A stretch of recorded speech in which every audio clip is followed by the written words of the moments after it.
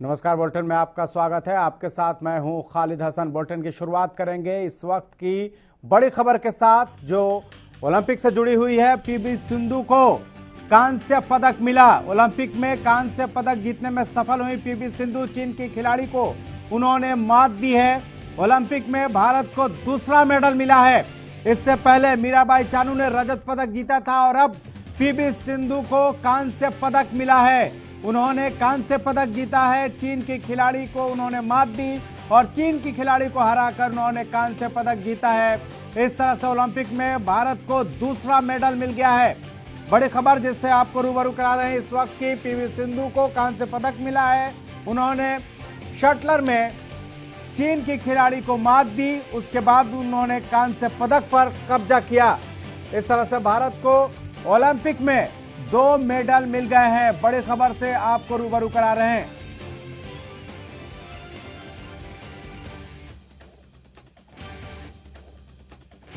Bronze medal जीतने में सफल हुई हैं। कांस्य पदक मिला है भारत को। ये पीवी सिंधु ने ये कारनामा कर दिखाया है और पीवी सिंधु को मिला कांस्य पदक। बड़ी खबर से आपको रूबरू करा रहे हैं। चीन की खिलाड़ी को उन्होंने मात दी है और चीन की खिलाड़ी को हराकर उन्होंने कांस्य पदक पर कब्जा किया है। इस तरह से ओलंपिक में भारत को दूसरा मेडल मिला है।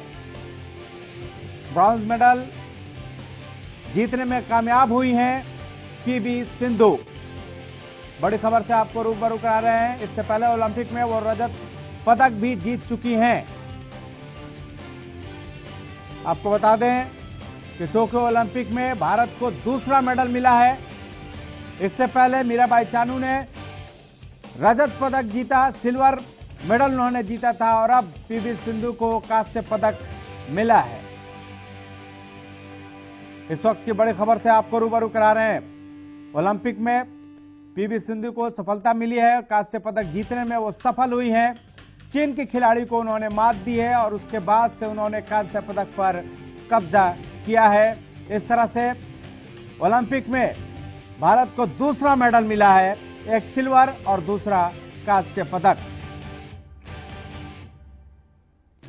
बड़ी खबर जिससे आपको रूबरू करा रहे हैं। टोक्यो में ओलंपिक खेलों का आयोजन किया गया है और बैडमिंटन खिलाड़ी, भारतीय बैडमिंटन खिलाड़ी सिंधु को वहां पर सफलता मिली है। उन्होंने कांस्य पदक जीता है। हालांकि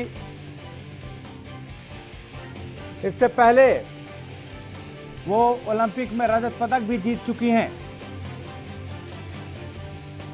इस वक्त की बड़ी खबर से आपको रूबरू करा रहे हैं।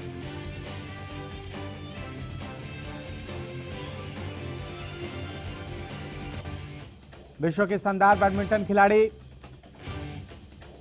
पीवी सिंधु ने ओलंपिक में कांस्य पदक जीतने में सफलता हासिल की है और इस पर ज्यादा जानकारी के लिए हमारे संवाददाता कमल स्पोर्ट डेस्क से हमारे साथ जुड़ चुके हैं। कमल, दूसरा मेडल भारत को मिला है। पीवी सिंधु ने कांस्य पदक जीतने में सफलता हासिल की है, क्या कहेंगे? खालिद, एक खबर है भारतीय ओलंपिक जो खिलाड़ी है उनके तरफ से भारत के लिए खास करके, और पीवी सिंधु पहली ऐसी खिलाड़ी बनी है जिसने बैडमिंटन में 2 बार ओलंपिक का पदक अपने नाम किया हो।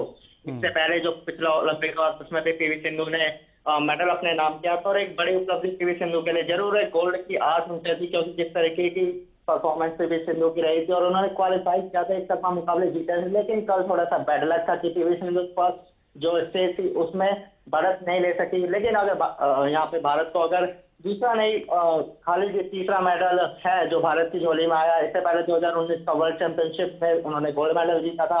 BWF वर्ल्ड टूर फाइनल के विजेता पीवी सिंधु रही थी और अब एक और उपलब्धि तो कहना कि भारत के लिए बड़ी सफलता है। और अब जो निगाहें हैं वो बाकी खिलाड़ियों पर हैं जो अभी खास करके हॉकी के खेल में अगर हम देखेंगे तो उनसे भी उम्मीद की जा सकती है कि किस तरीके से एक मेडल और भारत की झोली में डाला जाए। लेकिन कमल, जिस तरह से इन्होंने पिछले ओलंपिक में रजत पदक जीता था, सिल्वर पदक जीता था, उम्मीद इस बार गोल्ड पदक की थी कि गोल्ड इस बार जीतेंगी पीवी सिंधु, लेकिन कहां चूक हो गई? अब देखिए खालिद, हमेशा हर खिलाड़ी से अपेक्षाएं होती हैं। बहुत बड़े दिग्गज खिलाड़ी ओलंपिक में हिस्सा लेने गए थे। World number 1 boxer Amit Panghal से भी बहुत सी उम्मीदें थी, लेकिन वो इस बार कुछ खास नहीं कर पाए। पीवी सिंधु से उम्मीदें थी कि कलर बदलेंगे अपने मेडल का, सिल्वर से वो गोल्ड की तरफ बढ़ेंगे, लेकिन अनफॉर्चुनेटली वो ब्रॉन्ज मेडल जीता। लेकिन बिल्कुल जिस तरीके से मैंने बताया कि जो पिछला मुकाबला उन्होंने खेला था सेमीफाइनल का, वो जो पहला स्टेज था वो बराबरी पर चल रहे थे, लेकिन जो आखिरी के कुछ सेकंड्स में जो एक अंक वो हासिल नहीं कर पाई थी, कहना कि वो पीवी सिंधु को भारी पड़ा था और उसका नतीजा हुआ कि वो आज ब्रॉन्ज मेडल से संतुष्ट करना पड़ा है। लेकिन एक बड़ी खबर है, अगर वो दूसरा मेडल भारत को मिला है और कांस्य पदक पीवी सिंधु को मिला, जरूर वो तो सोने की तरफ बढ़ना चाहती होंगी सिल्वर से, लेकिन अगर ब्रॉन्ज में मिला तो एक बड़ी उपलब्धि भारत के लिए। चलिए कमल, इस तमाम जानकारी के लिए आपका बहुत बहुत शुक्रिया।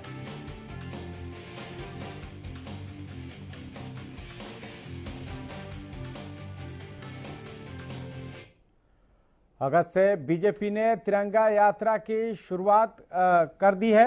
इस तिरंगा यात्रा की शुरुआत लोहारू हलके के बहल कस्बा से हुई। यह यात्रा हजारों की संख्या में तिरंगा लगे ट्रैक्टरों के साथ शुरू की गई है। यात्रा की अगुवाई हरियाणा के कृषि मंत्री जेपी दलाल और बीजेपी प्रदेश अध्यक्ष ओम प्रकाश धनखड़ ने की। लोहारू के बहल से शुरू की गई इस तिरंगा यात्रा में हजारों ट्रैक्टर शामिल हुए। इस मौके पर देश की आजादी में भूमिका निभाने वाले शहीदों को याद करते हुए उनके आदर्शों पर चर्चा की। तो वहीं बीजेपी के प्रदेश अध्यक्ष ओम प्रकाश धनखड़ ने बताया कि प्रदेश की सभी विधानसभाओं में तिरंगा यात्रा संपन्न होगी।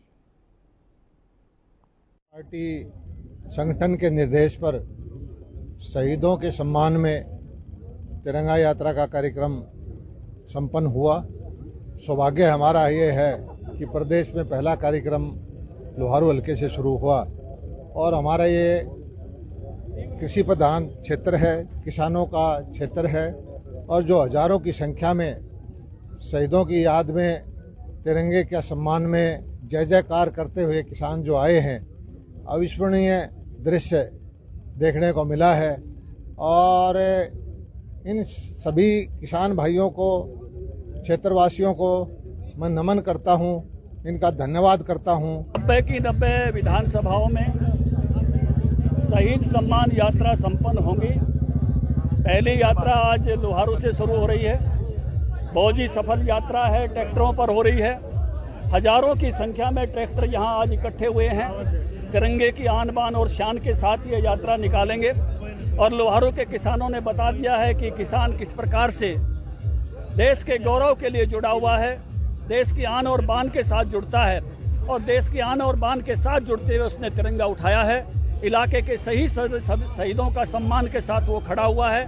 आज ये तिरंगा यात्रा शहीद भगत सिंह के इस प्रतिमा से शुरू हुई है और देशभक्ति की एक लहर यहाँ से शुरू होगी, जो लहर कालका तक पहुँचेगी, होडल तक पहुँचेगी, डबवाली तक पहुँचेगी, पूरे हरियाणा में उस प्रकार की फैलेगी। और नीतियों में विश्वास व्यक्त किया है उनके।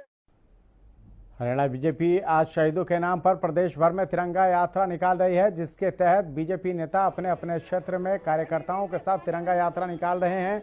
बल्लभगढ़ में परिवहन मंत्री मूलचंद शर्मा ने पार्टी कार्यकर्ताओं के साथ तिरंगा यात्रा का शुभारंभ किया। तिरंगा यात्रा की शुरुआत शहीद स्मारक राजा नाहर सिंह पार्क से हुई।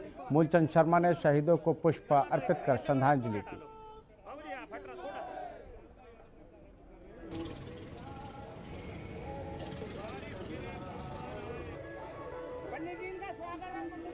तो आज से बीजेपी ने तिरंगा यात्रा पूरे प्रदेश में निकालनी शुरू कर दी है और यात्रा 15 अगस्त तक चलेगी। हरियाणा बीजेपी आज प्रदेश भर में तिरंगा यात्रा निकाल रही है, जिसके तहत बीजेपी नेता अपने क्षेत्र में कार्यकर्ताओं के साथ तिरंगा यात्रा निकाल रहे हैं। वहीं बीजेपी के तिरंगा यात्रा पर किसान नेताओं ने किसानों से खास अपील की है। किसान नेता योगेंद्र यादव ने किसानों को संदेश देते हुए कहा कि वो बीजेपी की तिरंगा यात्रा का विरोध ना करें। बीजेपी तिरंगा यात्रा के जरिए किसान आंदोलन को बदनाम करना चाहती है, जिसे किसी भी कीमत पर कामयाब नहीं होने दिया जाएगा। हरियाणा के किसान साथियों से एक विशेष अपील संयुक्त किसान मोर्चा की। 1 अगस्त से बीजेपी ने हरियाणा में तिरंगा यात्रा का आयोजन करने की घोषणा की है। आरएसएस वालों ने 50 साल तक अपने ऑफिस पर तिरंगा झंडा नहीं फहराया था। अब इनको तिरंगा याद आ रहा है। क्यों? सिर्फ एक चाल है, और चाल ये है कि किसानों से भिड़ंत की जाए, कोई फोटो बनाया जाए, देखो किसानों ने तिरंगे का अपमान किया। इसलिए इस चाल को देखते हुए संयुक्त किसान मोर्चा ने फैसला किया है कि हरियाणा में हम इस तिरंगा यात्रा का विरोध नहीं करेंगे। हम इसे पूरी तरह से नजरअंदाज करेंगे, इग्नोर करेंगे, इसकी उपेक्षा करेंगे, क्योंकि इसी के काबिल है। भारतीय जनता पार्टी, जेजेपी और इनके सहयोगियों, इनके मंत्रियों, इनके नेताओं के बहिष्कार के जो कुछ हमारे सामान्य कार्यक्रम हैं वो सब चलते रहेंगे। जनता की तरफ से पूरी तरह से खारिज बीजेपी अब तिरंगे की आड़ लेके किसान आंदोलन को बदनाम करने में कामयाब नहीं हो पाएगी। कैथल में भाकियू की बैठक पुंडरी किसान भवन में होनी थी, लेकिन प्रशासन ने किसान भवन के मुख्य गेट को बैठक से पहले ही ताला लगा दिया। आपको बता दें, जब किसानों ने मार्केट कमेटी के सचिव को कई बार फोन किया तो उन्होंने फोन नहीं उठाया। उसके बाद किसानों ने एसडीएम कैथल के पास फोन किया तो उन्होंने भी मुख्य गेट का ताला नहीं खुलवाया।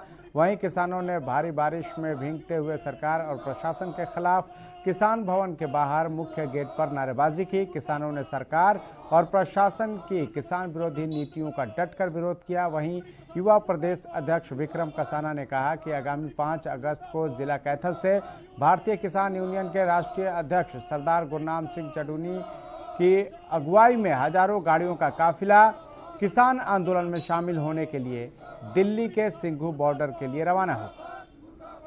प्रशासन मुर्दाबाद, मुर्दाबाद यूनियन। पुंडरी प्रशासन और जिला प्रशासन को आगाह करना चाहता हूं कि ये जो किसान भवन किसानों के लिए बनाया गया है, जिसमें किसान सीजन में, बारिश में और तमाम आंधी और तूफान में सर ढकने के लिए यहां पर आकर विश्राम कर सकते हैं। आज जिला प्रशासन ने पुंडरी प्रशासन के पुंडरी के मार्केट कमेटी के सेक्रेटरी ने यहां पर किसान भवन का ताला लगा दिया गया है ताकि किसान यहां पर अपनी मासिक बैठक ना कर सकें। सरकार उच्छेद खंडों पर उतर आई है। सरकार के इन उच्छेद खंडों का जवाब देने के लिए किसान पूरी तरह से तैयार है। पुंडरी प्रशासन मुर्दाबाद, मुर्दाबाद, मुर्दाबाद। पुंडरी प्रशासन मुर्दाबाद, मुर्दाबाद यूनियन।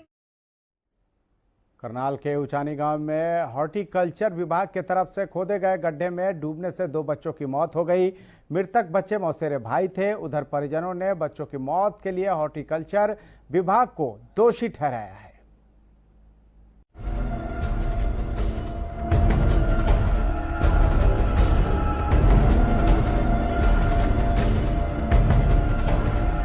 लापरवाही ने ली मासूमों की जान। हॉर्टिकल्चर विभाग बना कब्रिस्तान। हॉर्टिकल्चर विभाग का खोदा गड्ढा बना 2 भाइयों की कब्र। करनाल के उचानी गांव में हॉर्टिकल्चर विभाग की जरा सी लापरवाही ने 2 मासूमों की जान ले ली। दोनों मासूम मौसेरे भाई थे जो अपने मामा के घर छुट्टियां बिताने आए थे। मरने वालों में एक बच्चे की उम्र महज 9 साल थी, जबकि दूसरे की उम्र 11 साल। बच्चों के मामा के गांव यानी उचानी में हॉर्टिकल्चर विभाग का दफ्तर है, जहां विभाग ने गड्ढा खोदा हुआ था। विभाग ने गड्ढे को खोद तो दिया था, लेकिन ना तो इस गड्ढे को बंद किया और ना ही दफ्तर के बाहर प्रवेश निषेध का किसी तरह का कोई बोर्ड था।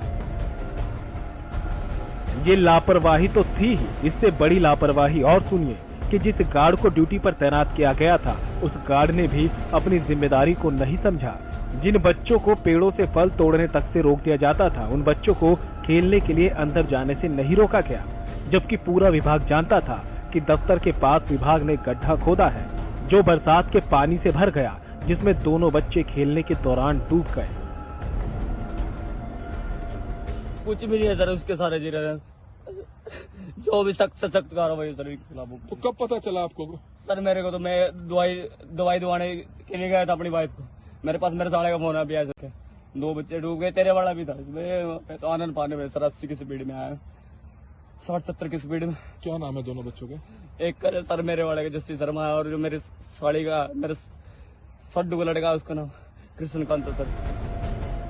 विभाग ने गड्ढा तो खोदा, लेकिन उसे भरना भूल गया और विभाग की तरफ से खोदा गया ये गड्ढा दोनों मासूम के लिए कब्र बन गया।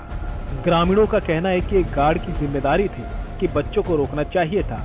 जब बाइक तक आने से रोक दी जाती है तो बच्चों को क्यों नहीं रोका गया? क्या नहीं इसके बारे में हमें नहीं पता, ठीक है, ये गवर्नमेंट का काम है, ठीक है। लेकिन मैटर ये है जब सिक्योरिटी गार्ड गेट पे है तो कोई बाहर का आदमी नहीं घुस सकता। अब घुस जाएगा, बच्चों को कैसे अलाउ कर दिया? छोटे छोटे बच्चे आते जाते नहीं है। सिक्योरिटी गार्ड अगर मोटरसाइकिल भी अंदर करते हैं ना तो पूछता है कि इसको साइड में कर या फिर नंबर लिखवा जाए यहाँ पे, तो उसकी जिम्मेदारी बनती है। अब हमारे मोटरसाइकिल कोई भी ऐसा आदमी बाहर का नहीं आता, सिक्योरिटी गार्ड की 100% की जिम्मेवारी बनती है कि वो है ये तो अनुमान इंस्ट्रक्शन का जो है बोर्ड लगवाती है गवर्नमेंट। लेकिन बच्चे अनजान है, वो पढ़े लिखे नहीं होते कई बार। लेकिन फर्स्ट पॉइंट तो ये एंट्री का है। जब लापरवाही को लेकर गुस्सा बढ़ा तो मामला पुलिस तक भी जा पहुंचा। मौके पर पहुंची पुलिस ने बच्चों के शवों को पोस्टमार्टम के लिए भेजा और हॉर्टिकल्चर डिपार्टमेंट के अधिकारियों और कर्मचारियों को पूछताछ के लिए बुलाया। पुलिस इस जांच में लगी है कि डिपार्टमेंट ने गड्ढे को क्यों खोदा था और अगर खोदा था तो फिर उसे बंद क्यों नहीं किया गया, और अगर किसी वजह से बंद भी नहीं किया गया तो फिर लोगों को वहां तक जाने से रोकने के लिए किसी तरह की कोई व्यवस्था क्यों नहीं की गई। सूचना मिली थी हमें कि वहाँ एक गड्ढा है, उसमें डूबने से 2 बच्चों की डेथ हो गई है। तो उसके बाद उनके परिजन अभी आ गए हैं और वो जो भी स्टेटमेंट देते हैं उसके अकॉर्डिंग पोस्टमार्टम करवा के कार्रवाई की जाएगी। तो किनकी डिपार्टमेंट था वो, किस डिपार्टमेंट में था? वो हॉर्टिकल्चर यूनिवर्सिटी की जो एग्रीकल्चर लैंड है, वो जो एक्सपेरिमेंट या अपना बीज तैयार करते हैं, काफ़ी एकड़ उनकी ज़मीन है, वहाँ का घटनास्थल। तो उस खड्डे को कवर नहीं किया हुआ था? अभी उस खड्डे के बारे में क्यों खोदा गया या कवर क्यों नहीं किया गया उसके बारे में हॉर्टिकल्चर से आए हुए हैं, तो लापरवाही है, अभी उनसे बातचीत की जा रही है, वो बताएंगे कि किस लिए। तो सब निकालनी है दोनों बच्चों को? हाँ जी। जब इस मामले पर हॉर्टिकल्चर डिपार्टमेंट के कर्मचारी से बात की गई तो उसने जो जवाब दिया वो बड़ा बेतुका सा था। 2 बजे की बात है, हम तो यहाँ पे डीजी साहब आ रहे थे, वहीं का काम करे, तो फिर यहाँ उतारने के बच्चे थे, तो यहाँ से ज़्यादा आदमी आ रहे थे, हम देखने गए थे। वहाँ जाकर पता चला हमें कि कुछ है कि नहीं। बच्चे डेली यहाँ पे डेली आते ना, कितने बच्चे जा रहे हैं? अपने बच्चों को क्यों नहीं रोका, क्यों नहीं रखते? डेली रोकते हैं, कल भी रोके दे, कल भी रोके दे। इतने बच्चे आपके देखा गेट पे, तो ऑफिस में काम क्यों कर रहे हैं? चौकीदार गेट पे मेरी ड्यूटी नहीं है, मेरी ऑफिस में चौकीदार का गेट पर सिक्योरिटी आ रहा होगा। उससे बात एक ही दिन में एक ही रिश्तेदारी के 2 परिवारों के चिराग एक साथ बुझ गए। परिवार के लोगों का रो रो कर बुरा हाल है। परिवार भी यही सोच रहा होगा कि उन्होंने क्यों अपने बच्चों को मामा के घर भेजा। न बच्चे उचानी गांव में आते, न खेलने के लिए हॉर्टिकल्चर विभाग में पहुंचते, न प्रशासन की लापरवाही का शिकार होते और न ही खेल खेल में उनकी जान जाती। अब इन दोनों मासूमों की मौत का जिम्मेदार कौन है? ये बच्चे खुद जो खेलने पहुंच गए थे, परिवार जिन्होंने बच्चों को खेलने के लिए भेज दिया था, वो गार्ड जिसने अपनी ड्यूटी ईमानदारी से नहीं की, या हॉर्टिकल्चर विभाग के तमाम कर्मचारी और अधिकारी जिन्होंने गड्ढा तो खोद दिया लेकिन ना तो बाद में उस गड्ढे को भरा और ना ही गेट के बाहर किसी तरह की कोई चेतावनी का बोर्ड लगाया। सवाल कई हैं, लेकिन क्या प्रशासन इन मासूमों की मौत से कुछ सीखेगा? क्या भविष्य में इस तरह की कोई वारदात नहीं होगी? इसकी जिम्मेदारी हॉर्टिकल्चर विभाग लेगा। हरियाणा न्यूज के लिए करनाल से कमरजीत सिंह विर्क की रिपोर्ट।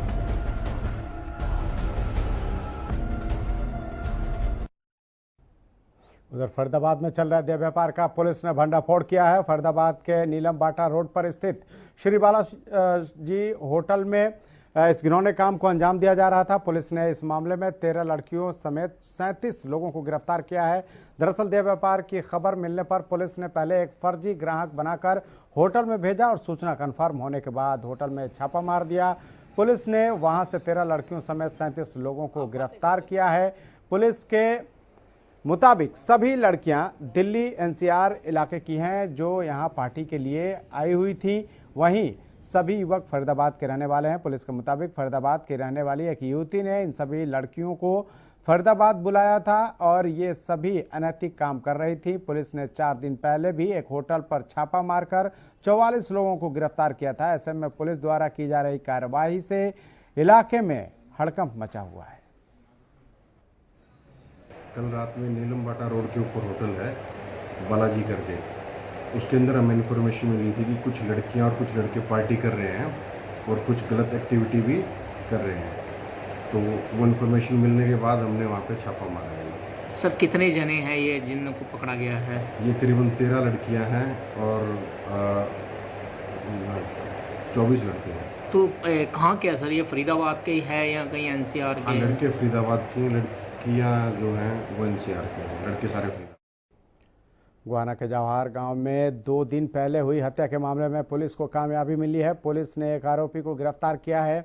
आरोपी ने कबूल किया है कि उसने लूट के इरादे से सेल्समैन सुमित पर हमला किया था, जिसमें सुमित की मौत हो गई। वहीं इस मामले में जानकारी देते हुए एसएसपी ने बताया कि पुलिस आरोपी को अदालत में पेश कर रिमांड पर लेगी ताकि लूट के पैसे और सामान को बरामद किया जाए।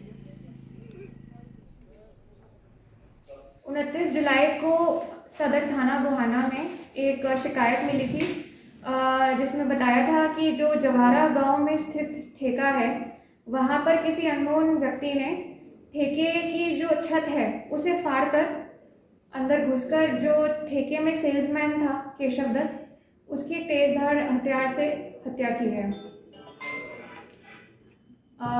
इस मर्डर को ट्रेस करने के लिए कई टीमें गठित करी गई थी और इसी के अंतर्गत जो सोनीपत पुलिस की CIA 1 की इकाई है उसको सफलता मिली है। उन्होंने गिरफ्तार किया है सुमित उर्फ मर्दाला पुत्र राजवीर वासी जवारा गांव को। और जो प्रारंभिक पूछताछ हुई है हमारी सुमित के साथ, उसने ये स्वीकार किया है कि हाँ ये हत्या में। उधर सोनीपत के खरखौदा में बदमाशों के हौसले बुलंद हो चुके हैं और दिन दहाड़े वारदातों को अंजाम दे रहे हैं। खरखौदा के आरती सुनील पर बदमाशों ने गोलियां चला दी। इस दौरान कुछ ग्रामीणों ने इस वारदात को देख लिया और जोर जोर से शोर मचाया तो आरोपी मौके से फरार हो गया। घायल आरती को स्थानीय लोगों ने उठाकर खरखौदा के सामुदायिक स्वास्थ्य केंद्र में दाखिल कराया, जहां से प्राथमिक उपचार के बाद रोहतक PGI रेफर कर दिया गया। फिलहाल पुलिस आरोपियों की तलाश में जुट गई है। दरअसल सुबह हमें सूचना मिली थी कि थाना कला से खरखौदा जो रास्ता है उस पर एक युवक को गोली मार दी गई है। मौका पर जाके देखा तो युवक तो PGIMS रोहतक इलाज के लिए गया हुआ है और जो कुछ गांव वाले थे उनसे पूछताछ की तो जो इंजर्ड है उसका नाम सुनील थाना कला का रहने वाला बताया गया है। उसको करीब 2 से 3 गोलियां लगी है।